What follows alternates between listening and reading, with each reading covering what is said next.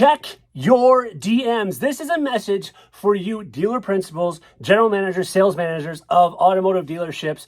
If you're running Facebook pages or, social media profiles of any kind, you have to be diligent about checking your DMs, your direct messages. And why am I saying that? Well, because in my experience with dealing with dealers, there's something that's come up numerous times that I wanted to speak to you. I wanted to speak to you for a while, but today is the day in terms of how are you responding to the customers who are actually finally engaging with our pages or with our ads or with our Facebook marketplace ads, whatever it may be. And I feel like a lot of dealers are dropping the ball. Let's ask this question very quickly. And you can answer this yourself, of course.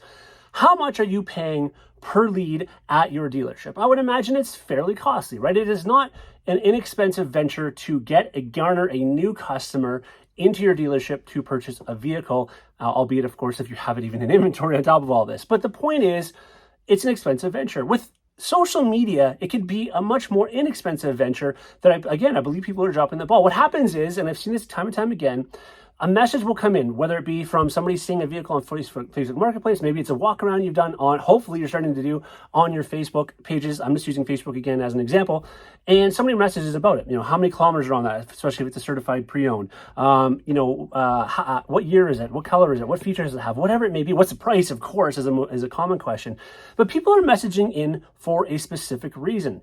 And this is what happens. More often than not, many dealers are using, of course, bots, chat bots that will respond with pretty generic, answers. Well, you know what? I'm not exactly sure if this vehicle is in. Let me check with one of the salespeople. Let me get your email or phone number or both, however they word it. Well, guess what? As one heads up, social media is a different animal than any other really form of way we're dealing with our customers. And on social media, there is a reason why people are messaging on there, because they don't want to call a dealership. They don't want to give their email out. They just want an answer to the question. And 9 times out of 10 of the dealers I've seen, the question is never being answered. It's getting deferred. And then the ball gets dropped right there. That's where it ends. They ask for a phone number and email. The customer never responds. And because it's an automated response system, it never answers. Now, of course, granted, let me just say that there probably is some out there that do that. But some of the ones I've seen definitely do not. And that may be the one that you're using, or if you even have one at all. So what is my solution to this? It's actually pretty simple. I would imagine that most dealers, again, and I've started experiencing many more dealers recently, aside from the one I worked at, aside from my own stuff, but I've seen many other dealers who will where I've seen this is what they need to do is they're getting maybe 10, 20, at most maybe 30 direct messages a month. We're talking maybe one a day or less. Why can we not have somebody dedicated in our dealership, especially if you already have a BDC department? Why is it we have a chat bot and not a BDC department answering our social media DMs?